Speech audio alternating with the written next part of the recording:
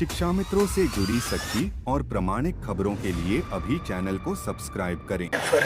जवाब माननीय मंत्री जी का आया है कि 4,17,886 पद हैं, जिसमें से 85,152 खाली है, रिक्त है। इसी तरह से उच्च प्राथमिक में 1,62,198 पद हैं, जिसमें से 41,000 खाली है, 43,381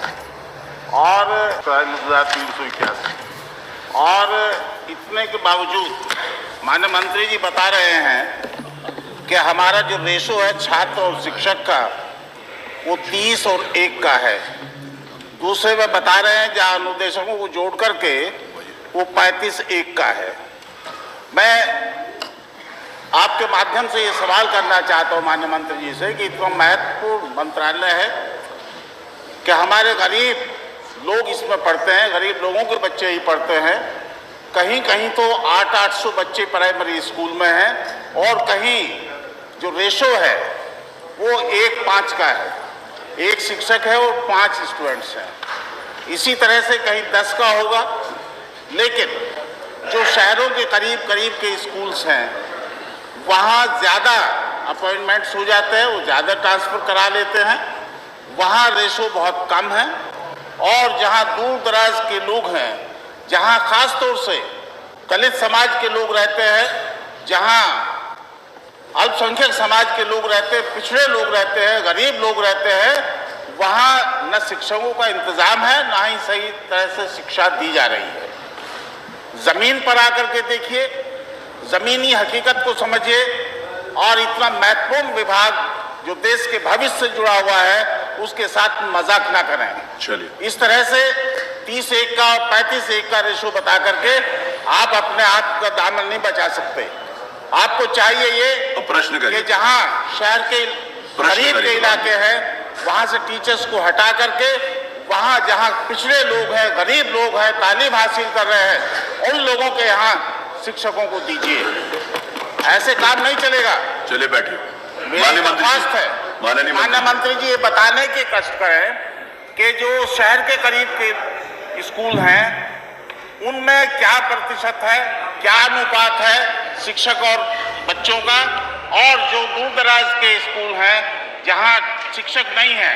जैसे उदाहरण के तौर पर मेरे यहाँ 5-6 गांव ऐसे हैं जहां 800 बच्चे हैं, 600 बच्चे हैं और स्कूल सिर्फ 2। चलिए बैठिए, उत्तर आने दीजिए। शिक्षक नहीं है। उत्तर आने दीजिए गुलाम मोहम्मद जी, भाषण नहीं, आपका प्रश्न आगे, उत्तर आने दीजिए। बेहतर। बैठिए। मेरी दरख्वास्त यही है कि इस विभाग के साथ में थोड़ा सा न्याय करें और गरीबों के साथ न्याय करें ताकि वो बच्चे वहाँ अच्छी तालीम हासिल कर सकें। हमारे जो टीचर्स वहाँ अपॉइंट होते हैं वो क्वालिफाइड होते हैं, जो प्राइवेट होते हैं वहाँ उतना अच्छे टीचर्स होते हैं। थोड़ा सा जमीन पर आइए। बहुत बहुत शुक्रिया। आपके माननीय मंत्री जी, इसीलिए मैंने आपसे कहा सारे इसको एक साथ ही कर देंगे।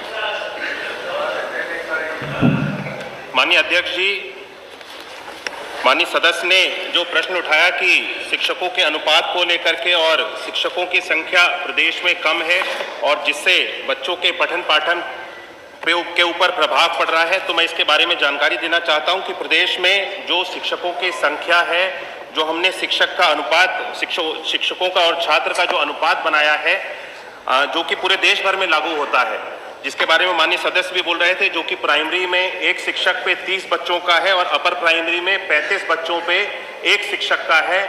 इस अनुपात को, इस रेशियो को हम सब लोग वर्तमान में हमारे पास में 4,53,554 शिक्षक हैं और शिक्षा मित्र 1,47,766 शिक्षा मित्र और 27,555 अनुदेशक।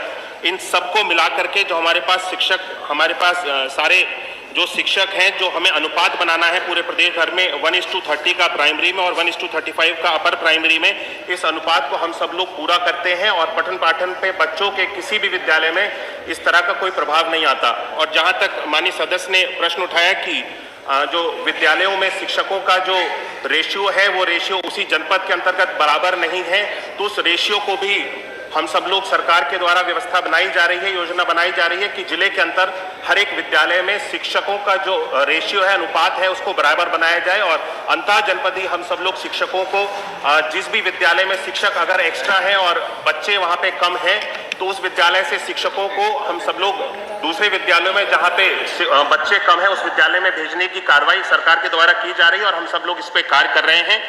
मुझे लगता है कि माननीय सदस्य ने और भी अन्य काफी सारे इसमें सवाल उठाए थे जो कि मूल प्रश्न से काफी अलग हैं शिक्षा मित्रों को लेकर के और विभिन्न तरह के, लेकिन फिर भी मैं जवाब देना चाहता हूं कि शिक्षा मित्रों के लिए भी जो कि उनको मानदेय दिया जाता था, शिक्षा मित्रों को 3500 रुपए का मानदेय, वो हम लोगों ने बढ़ा करके 10,000 रुपए का हम सब लोगों ने मानदेय करा है और शिक्षा मित्रों के लिए हम सब लोग उनके हित के लिए काम कर रहे हैं, उनको आगे बढ़ाने के लिए हम सब लोग कार्य कर रहे हैं।